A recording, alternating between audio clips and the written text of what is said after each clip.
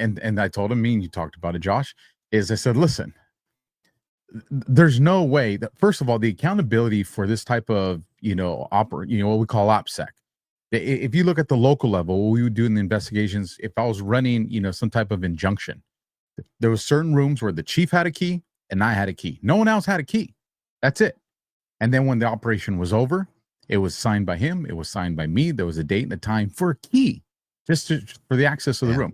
You don't think that kind of security is being implemented in these FBI buildings, the DOJ? Absolutely it is. So there's no secret room that's going to have leftover burn bags in it. It's impossible. Not going to happen. But then why are they saying it? Because the bad guys, Brennan, Bolton, all these guys, they can't come out and say, we know you didn't have it because we destroyed it. They can't. We destroyed it during the 4 years of Biden. We got rid of it, so we know you don't have it, but how do you have it? Because now it's showing up. And it goes back to military intelligence. The military intelligence being collected over the last 20 years was inadmissible in court. They couldn't use it to prosecute them. Why? Because it was illegally obtained. So how do you enter evidence legally? Military intelligence at the top of the DNI, Director of National Intelligence. She finds it in burn bags, hands it over to the DOJ with criminal referrals. Now you got criminal prosecutions.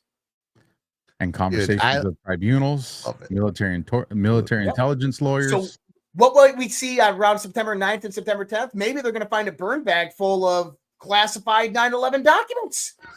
I love it, dude. You know what? I wonder if that's what they were looking for on the raid on Mar-a-Lago. That they knew they had. At very least, I think they knew they had stuff that would burn them, and that they were trying to find excuses to go search. They already destroyed everything else immediately when they got in the office. They burned it all. They're like, what does Trump have? If he's got stuff, we need to get it. We need to burn it. Exactly. Right. Exactly. Burn as much as you can. And maybe they were even panicking, like, I can't find blah, blah, blah. Where is this? Oh my God. He has to have it. Right. Are you sure you burned those floppy disks? Like someone called Hillary with bleach bit. Did you do it right this time? No, 100% they're panicking it. Brad, before we let you go, and I know we can't hear a little bit, is there anything else about the movie that you want to bring up related to Q that maybe you haven't had a chance to bring up? I mean, probably if I was thinking about it, obviously, Q has been pretty much my life since it happened. There's no drops anymore. So, I mean, I'm not actively doing any Q decodes really, I never did Q decodes. I would do Q digs. I would do he asked questions. I'd be like, yeah, why was Halliburton involved? And so obviously, I guess currently, I don't know, but there's got to be stuff, man. I know if you watch it with an open mind, like obviously I throw little things in there like follow the money, who audits the billions paid for war. It's kind of like what they said. I forget what post it was, but I think it was like September of 2020. Where like just drop all references. You don't need it anymore. It was so hot at that moment, right? They were like, you're doing yourself a disservice. You guys are doing the digging. Just do it. Just let the work do its talking. But oh man, I can't sneak a couple phrases in. Here's what I would say to consider. If I was to go back and do it the detective way, based on the investigations that you've done into 9/11, certain days where meetings took place, certain days when investigations unfolded.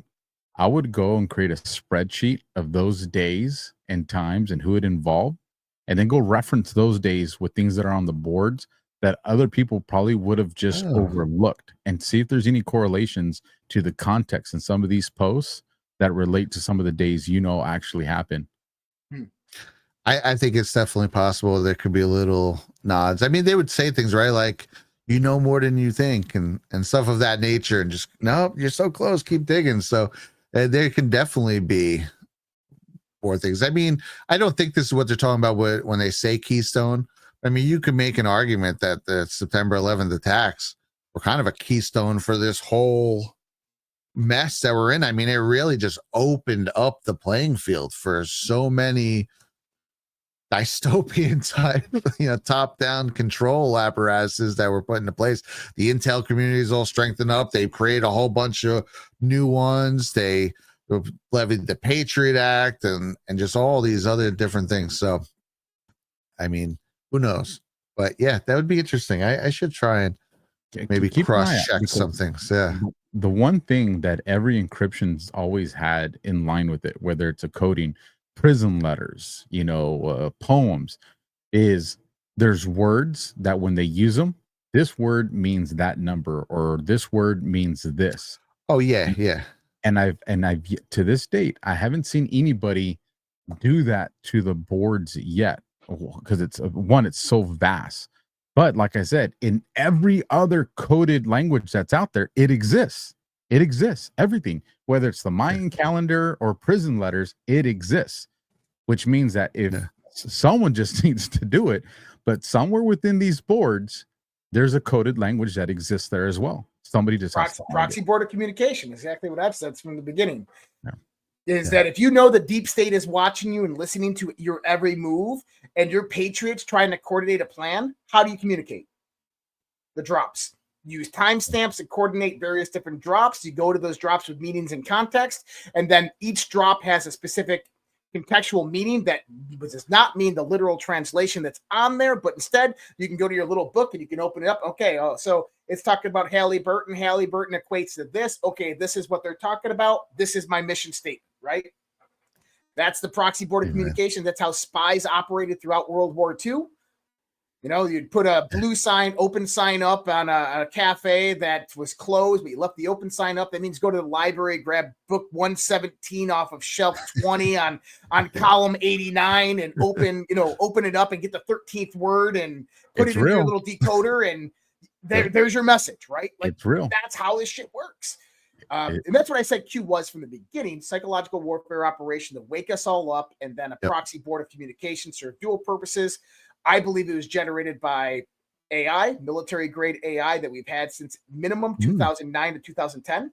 I think they put in behavioral analytical data that did predictive analytics for the next 15 to 20 years. If you think about taking all of the CIA data of Facebook and Google over a 15-year period, and then analyzing that behavioral egg profile that Facebook keeps on you, LifeLog data, and then utilizing that to correlate directly to historical events that have occurred already within the time frame that behavioral data occurred. Now what you can do is extrapolate out different behavioral patterns in a predictive analytical format, and now you can have an accuracy level of even 90 to 99% for the next few months. You can have 80 to 86% for the next few years. Maybe 5-10 years out the road, you're at still 60%, but guess what? That's what we're batting right now. Yeah, future probabilities machine, kind of like our own version of the alleged yellow cube. Yep. 100%. Brother, it's been an absolute honor. Love it, man. Just so you know, if you want to go check him out, Barry Cunningham will be doing showing your movie to his audience tomorrow night. Like I said, it's a pretty big damn audience. So that's awesome. I'm going to be live. I have two Wednesday night shows, so maybe in between I'll be able to catch a little bit. But yeah, that is freaking awesome. Jump in the live chat. Say, hey, I'm Brad. I'm the one that did this movie. What's up, brother? We're gonna let you go. We got to get to these ads, and we'll talk to you. Thanks for joining us tonight, brother. All right. Appreciate it, man. Later, dudes. So real quick, let me get first shout out to I wrote them down because I know those don't stick around very long. We got gifted subscriptions that came from Muffingate 69, $5, and another gifted subscriptions from Bread Maker, $5. So thank you for that. All the Rumble rants, we do see them, folks, and we'll read those at the end of the show. But this next sponsor, we always get excited about because it is one of our own folks. It's often been said that politicians support them. So with that, you guys were mentioning some stuff, and we talked about it a little earlier. So I want us to rewind to get back to that. And hold on, let me put another sponsor that's up here. I didn't want to have them over Brad's face earlier. So we'll put them there now so we can have them. Let me bring this up on the screen. And this is going to bring us right back kind of to the conversation we were having. Pam Bondi on her X post this account. It says over 1,000 arrests and more than 100 illegal guns seized. Last night, another 86 arrests, including multiple suspects accused of assaulting law enforcement and the National Guard, and a suspected Tren de Agua gang member. Every day, our mission, we are making DC safe again. And then it has this, making DC safe again with 1,007. Bro, that is a odd way to post a number on a chart. Why would you not just push 1,000? No, 1,007, because we're gonna drop the zeros, and when we drop those zeros, we're gonna get a freaking 17. And then you got 111, and then of course, for those that are watching, the screen right here shows 4:09 a.m., but that's my time, so that would have been 7:09 on over there on the East Coast. So the first thing I wanted to do was I wanted to go to post 1007, and it's dated April 3rd. And I wanted to get your thoughts on some of these. So I'll fly through these real quick, and then you can just kind of recap them. So the first one says bunker, forest, blue, has the plus, the double plus, the triple plus, April showers, Q. And so again, that ties into that. So then the next one I wanted to go to was post 86. And this goes based off of, she said, we made 86 arrests. This is dated November 5th.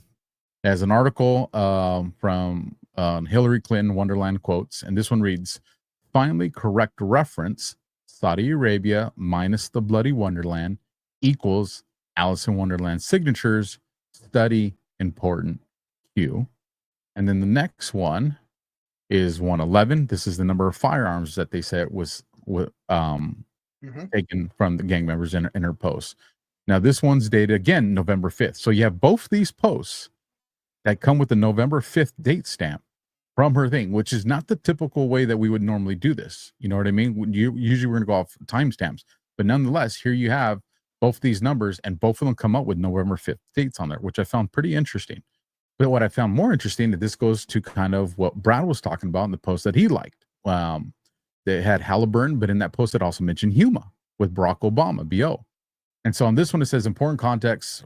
What have you learned about Huma? What organization is Huma? Which U.S. president is affiliated with Huma? Why is this relevant? What years did this occur? Who funded on behalf of this president? Why is this relevant? What years did this occur? What just happened in SA? Who was arrested? Funds frozen? Why would this former president be funded pre-political days? Repeat, important. Why would this former president be funded pre-political days? Why is this relevant? What was the MB affiliated to any of these organizations / people? Fast forward. Why are the events in SA so important? Why was JK in SA recently? Why was POTUS last tweet regarding SA prior to the happening? Why was POTUS Twitter taken down days before under cover of a rogue employee? Refocus again. Who was arrested in SA? Any ownership stakes in US COs? Why is this relevant? Twitter, Las Vegas, recent events. Why would investments be made in a former president pre-political days? And again, what years? It brings up Huma, it brings up MB, it brings up Huma, and then we keep going. Was the former president of the United States groomed to be command-in-chief? Is this possible? And then we keep going down a little bit farther. They never thought she would lose. They never thought she would lose. Fantasyland, Fantasyland. You see a lot of repeat statements in here. The complete picture would put 99% of the Americans, the world, in a hospital. POTUS is our savior. Pray. Operators are active. We are at war. Good night, BO. Snow White, Godfather 3. And then the last one on this one, if we go off the timestamp, which would have been 7:09 in the morning, that brings us to February 10th, JFK Con Room. It has a link that's no longer surfaceable. Talks about the breaking the code with the video games. Would you believe this site is actually used to rogue operators at Snowden, in brackets, John, cold with a question mark. And then just real quick, for those that are curious, this is the link. And like I said, the link is broken and no longer exists. Your thoughts on any of this, bro? Yeah, go back to pick one of those first posts that you went to. Bunker Forest Blue plus April showers. This is a message to Lynn Forrester Day Rothschild about her being in her bunker during this point in time. The plus is representative of the three families. Remember, if you go back to the Q boards, it says one of them is removed post-Trump presidency. That is Saudi Arabia. That is Al-Luweed. So now that goes to the next one. So how is Al-Luweed removed? So Saudi Arabia, Bloody Wonderland. For anybody out there that's wondering about the reference to Bloody Wonderland, this is not Saudi Arabia proper. Understand this. When we talk Saudi Arabia minus the Bloody Wonderland equals Alice in Wonderland signatures.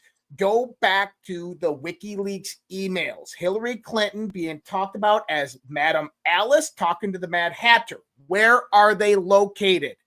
New York City. What is right down the street, right across the river of the Clinton Foundation in New York City? The Saudi Arabian Embassy. What connects the Clinton Foundation and all of the embassies in Manhattan is tunnels underground. Old Dutch slave tunnels and cattle tunnels still existed underground in New York City. Where do they come from? Right on the Hudson, on Pier 99, right there, or not Pier 93, right there where the USNS Mercy was parked during COVID. Right under there, there's a tunnel entrance directly into the old Dutch and cattle tunnels that leads directly underneath to all of the buildings, directly to the Clinton Foundation, directly to the Saudi Arabian Embassy and all the other embassies. What was Bloody Wonderland?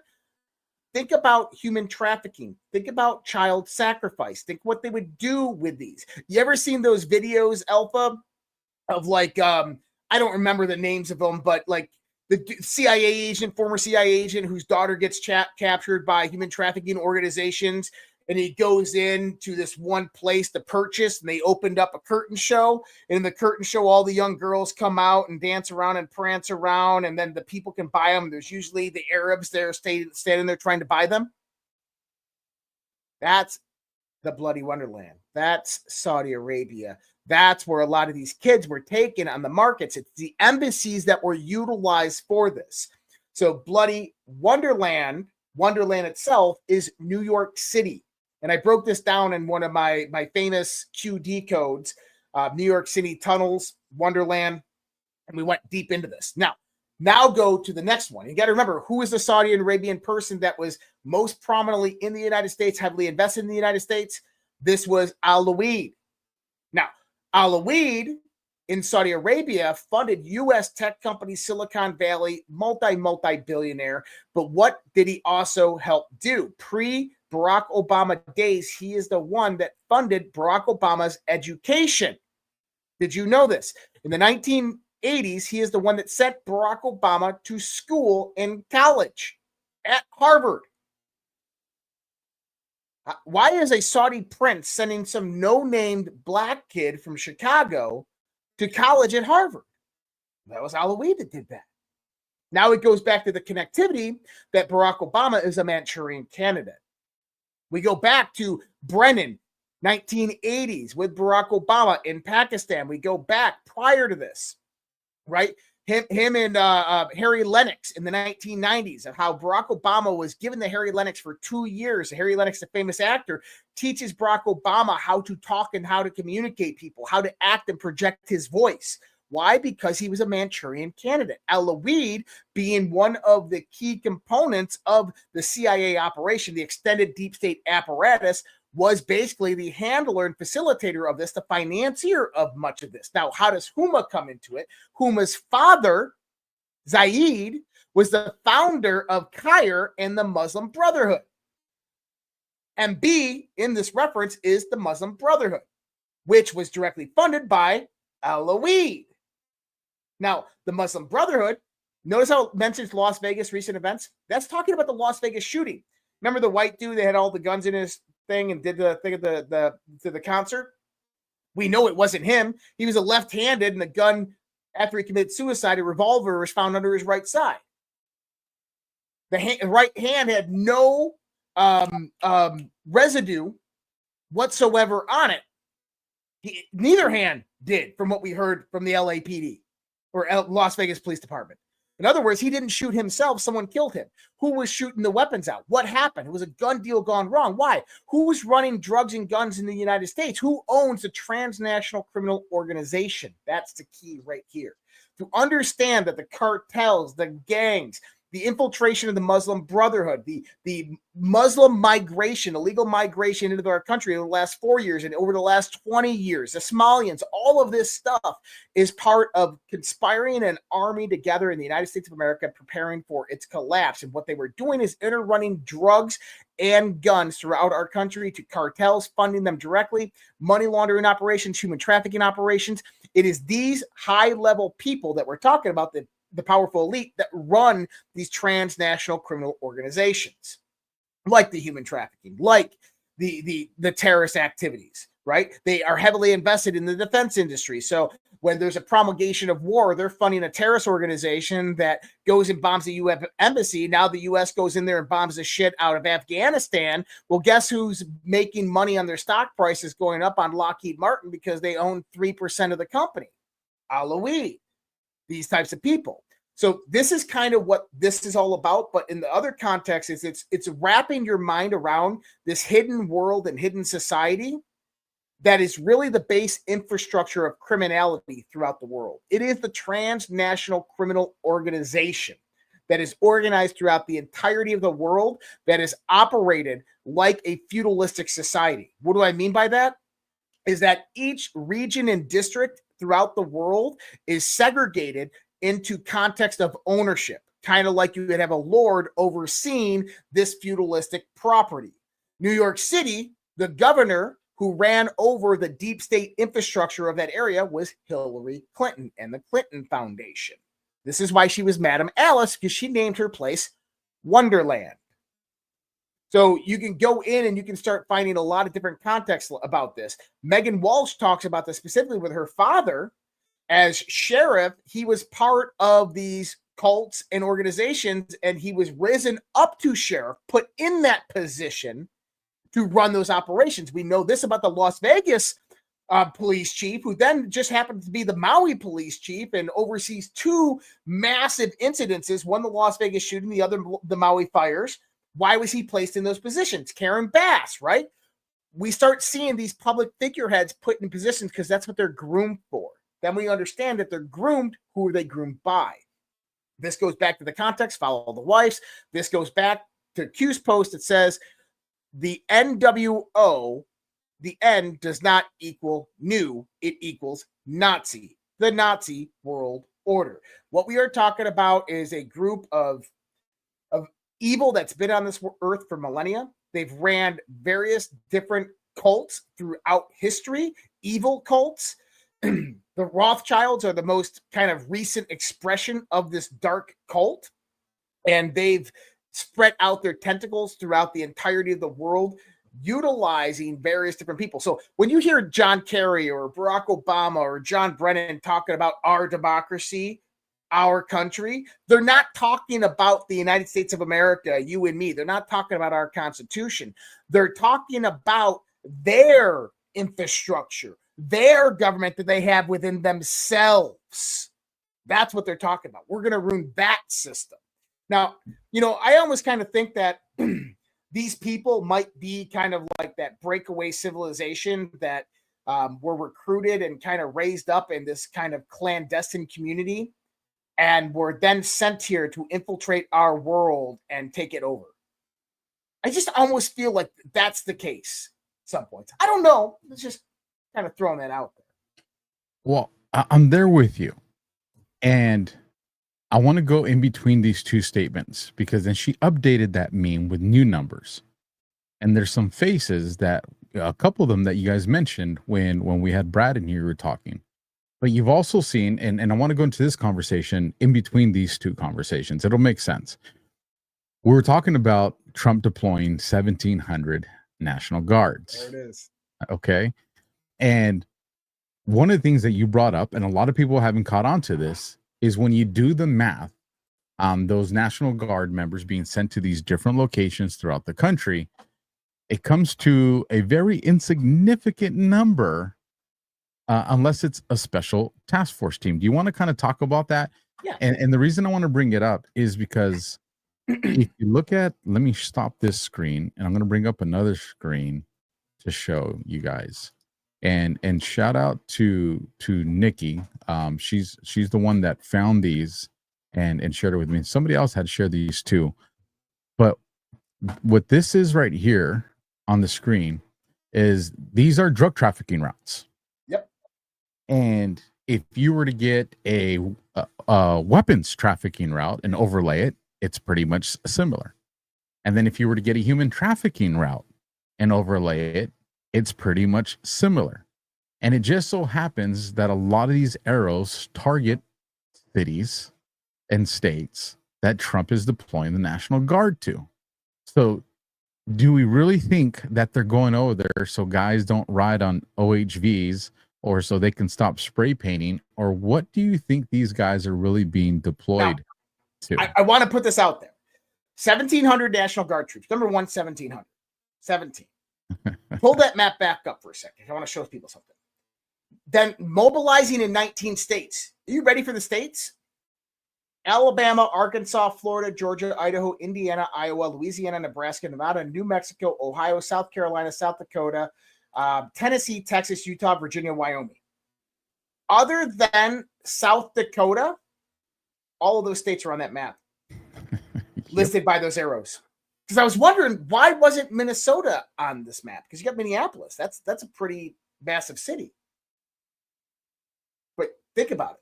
What we're talking about is the migration to a lot of sanctuary cities. Now, for everybody out there, this is the other point I want you to see. 1,700 troops deployed to 19 states is only 90 troops per state. Now, they're saying that this is supposed to be riot control, that this is supposed to be, hey, if something happens with the crime, everything like that, crime enforcement. Dude, how many do we have in Washington, D.C. in there right now? 1,000, 600, 800 in Washington, D.C. You're telling me in Chicago they're going to send 90 people to Chicago?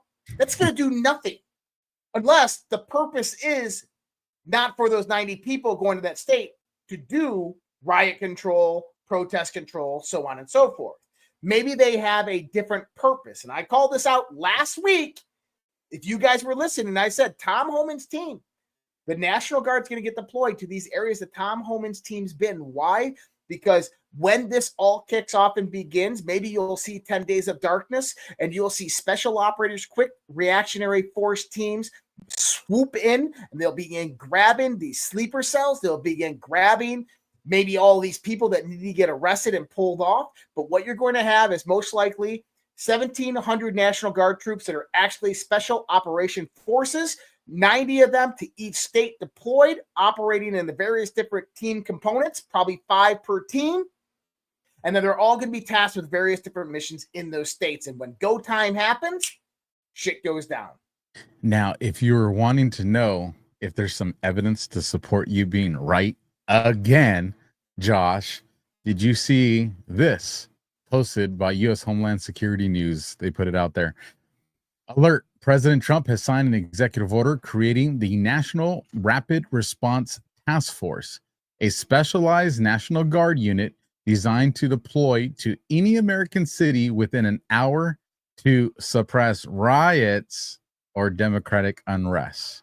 That sounds more like exactly what you just described, bro. That's it.